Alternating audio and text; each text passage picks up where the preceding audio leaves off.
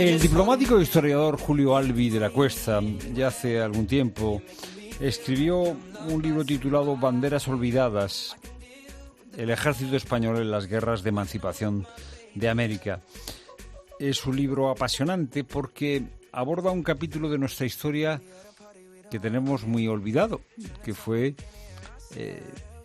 la independencia de las Américas, pero no contada por los que consiguieron la independencia, sino contada por la metrópoli, por España. Es un libro, ya digo, que se publicó ya hace cierto tiempo y que la editorial Despertaferro ha tenido el buen gusto de reeditar. Tenemos con nosotros en la tarde a Julio Albi de la Cuesta. Buenas tardes, Julio. Hola, ¿qué hay? Buenas tardes. Gracias por estar con nosotros para hablar de este tema apasionante. Yo, Julio, siempre he tenido una inquietud, una duda. Es decir, cuando se produce la invasión napoleónica, las juntas que se constituyen en diferentes partes de las Españas se pronuncian en ese momento, también las juntas en América, me corrige si me equivoco, a favor del rey Fernando VII, contra el invasor, pero en un periodo de tiempo brevísimo, estas juntas o estos pronunciamientos de las otras Españas evolucionan hacia la independencia. Sí. ¿Por qué en un tiempo tan breve se produce esta desafección, esa voluntad de independencia? Ante todo, buenas tardes y gracias por invitarme. Pues, hay que pensar que la Guerra de Independencia fue un fenómeno extraordinariamente traumático, del que yo creo que todavía no se tiene bien conciencia, en varios sentidos. Primero hay que pensar que no fue una invasión del exterior, como fueron casi todas las guerras napoleónicas. Cuando estalla la Guerra de la Independencia, el enemigo, los franceses, están dentro, controlan las comunicaciones, controlan los arsenales, las guarniciones, tienen al rey prisionero, es decir, que una monarquía absoluta se encuentra de la noche a la mañana descabezada. La reacción es efectivamente la que tú has dicho, en vista de ese descabezamiento de las instituciones, pues surgen juntas en las distintas provincias, regiones, incluida en América. Y todas las juntas, incluidas las americanas, se forman con el propósito declarado de decir, en ausencia, y lo dice literalmente, en ausencia del rey secuestrado contra su voluntad, nosotros vamos a ser garantes, por así decirlo, de sus dominios, ya que el usurpador Napoleón y luego su hermano José I intenta apoderarse de ellos, nosotros vamos a guardar esta herencia para él. Y lo que sucede es que, claro, en la península, en España, se da una serie de derrotas sucesivas tremendas, porque, claro, nuestro ejército profesional estaba en gran parte, no hay que olvidarlo, como aliados de Napoleón todavía en Dinamarca y en Italia, que teníamos ahí a las tropas más selectas, y en Portugal, y el resto estaba disperso y, como digo, con el enemigo en casa. O sea, Madrid estaba ocupado por tropas francesas. Con lo cual hay que improvisar un ejército. Lógicamente ese ejército sufre derrota tras derrota a manos de las mejores tropas del mundo, como eran entonces las napoleónicas, y todo da la impresión de que España va a caer en manos napoleónicas. O sea, queda prácticamente Cádiz y poco más. Y es entonces cuando en las juntas americanas, siguiendo con la misma idea de guardar la herencia para el rey, empiezan a atisbar la posibilidad de que ese rey, de hecho, puede ser ya José Napoleón, cosa que era muy distinto y que les hacía bastante menos gracia, lógicamente. Eso por un lado. Y por otro lado, han saboreado en ese interregno las mieles del poder. ¿No? Es decir, las juntas americanas. Las juntas americanas, claro, porque no había autoridad en la metrópoli. Estaba la pobre Junta Central que iba corriendo perseguida por los dragones franceses, ¿no? Y entonces, pues se les abre lo que ahora se llamaría una ventana de oportunidad, porque por un lado, para los bien intencionados, todas las apuestas eran que España perdía la guerra. con lo cual podían acabar siendo súbditos de Napoleón, cosa que rechazaban absolutamente. Y para los menos bien intencionados... Era la oportunidad. Claro, dice una oportunidad de oro. Este es el momento para convertirnos nosotros, que esa fue la jugada de los criollos todo el tiempo. Convertirse ellos en los españoles locales. Es decir, ahora quien va a mandar en Venezuela, en Nueva España, en Buenos Aires, no van a ser los españoles, vamos a ser nosotros. Es decir, no toda la población, sino nosotros. Has introducido una palabra clave que son los criollos, la élite, digamos, económica, cultural, una cierta burguesía, menos mestiza. Claro. ¿En qué medida esas guerras de la independencia de las Américas son no tanto una guerra contra la España peninsular, sino una guerra civil entre criollos? Porque buena parte de la población americana se pone de parte de Madrid, digamos, ¿no? ¿En qué medida es una guerra civil entre criollos y, bueno, no sé, gente más india, digamos, los que no los más blanquitos, ¿no? Sí. Entre blanquitos y menos blanquitos. ¿En qué medida es una guerra civil? Bueno, yo te diría que bastante más de un 99%. Ah, sí, ¿eh? Sí, porque, bueno, para empezar, para la audiencia, porque es un concepto que en España tiene un sentido distinto que en otros países, como en Francia. Criollo era el blanco nacido en América. En teoría, sin mezcla de sangre. O sea, era un blanco puro, lo que pasa es que había nacido en América. Bien, pues, y eran Pero al principio blancos puros había pocos. Pocos, claro, pero es que los criollos originalmente son fruto de la emigración española, realmente. No son de los que llegan primero. No, los que llegan primero no, pero enseguida llegan ya mujeres y eso y se produce. Pero el criollo, técnicamente, es el blanco nacido en América, de padres blancos. Bueno, pues esa gente efectivamente era la élite económica, la élite social, pero solo muy relativamente la élite política. Es decir, tenían mucho más poder económico y social que político, porque claro, los primeros escalones de la administración estaban básicamente en manos de lo que se llamaban peninsulares, porque en la época todo el mundo hablaba de españoles de América y españoles de España. Y para distinguirlos se decía peninsulares y americanos. Pero no se decía españoles y americanos, ¿no? Bueno, es que eran españoles Por de América, eso digo, ¿no? claro, sí, pero que es que además ellos se consideraban como tales. O sea, el rey de España no era un invasor. Podía haber sido en tiempos de la conquista, pero siglos después este era un hecho perfectamente asumido, cosa que a lo mejor extraña en la mentalidad actual, pero era así.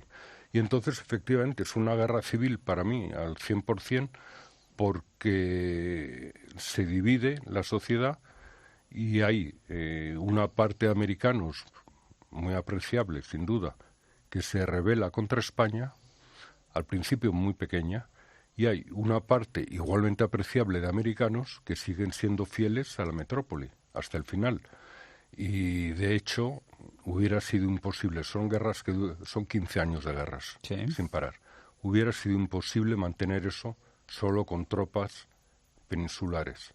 O sea, se mantuvo eso porque en los ejércitos realistas, como se llamaban, los ejércitos del rey, había como mínimo mitad y mitad de españoles y americanos. En general, bastante más. ¿Cómo eran los dos ejércitos que se enfrentaban? Los ejércitos realistas y los ejércitos de la independencia. Pues hay una evolución, claro, pues estamos hablando de un periodo muy largo.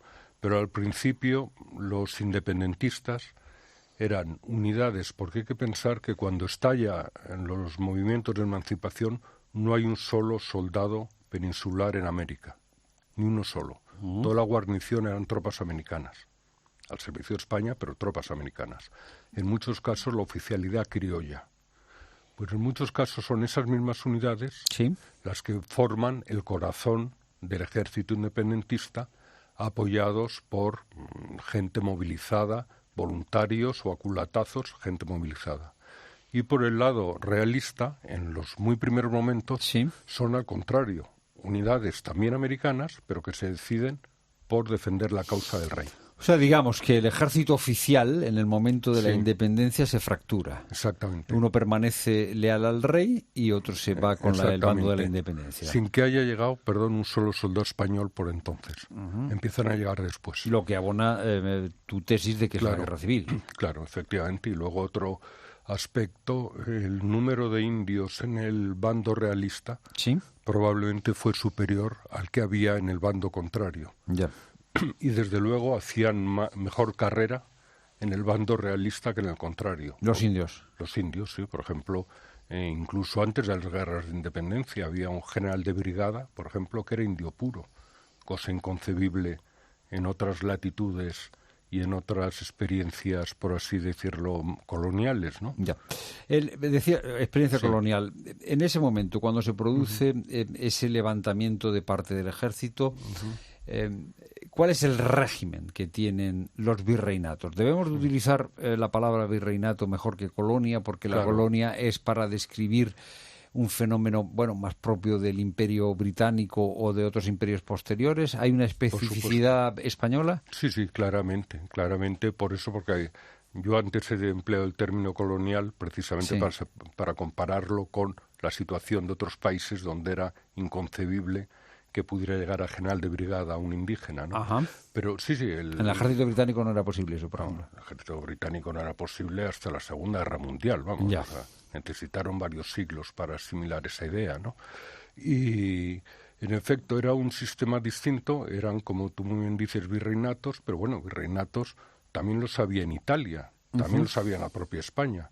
Efectivamente, eran parte integrante de la corona española y entonces para el rey de España, bueno, pues era una posesión como podía ser Sicilia o como podía ser, no sé, pues el reino de Aragón. No había distingos. ¿Por qué se pierde? ¿Por qué se pierden las Américas? Ya. ¿Por qué se pierden esas guerras? Por ejemplo, el levantamiento Riego, ¿es importante o no es importante? Bueno, es absolutamente decisivo, yo creo. Pues mira, se pierde primero porque era misión imposible. Es decir, Ya. hay que tener en cuenta que todos los primeros años de las guerras de independencia en América, de emancipación en América, coinciden con la guerra de independencia de España. Es decir, que nosotros estamos dedicados Ya. a recuperar Bormujos del Condado Ya. y no estamos como para mandar demasiados hombres a Potosí, por poner un ejemplo.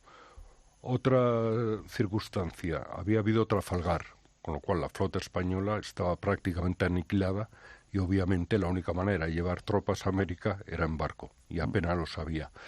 Y luego, efectivamente, hay un suceso lamentable desde ese punto de vista, como es la sublevación de Riego. O sea, Riego era un simple oficial de una expedición que estaba preparada para ir a América, la mayor que se había organizado en la historia, y que podría haber tenido un peso decisivo en las operaciones. La prueba es que Bolívar puso por escrito su inmenso alivio cuando se enteró de que Riego se había sublevado.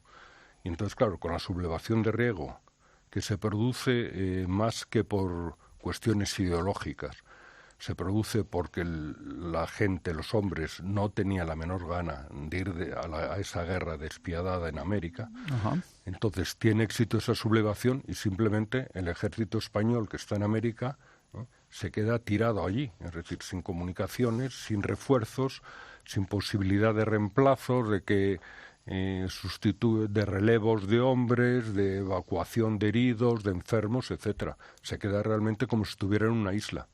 Hablabas de Bolívar. Sí.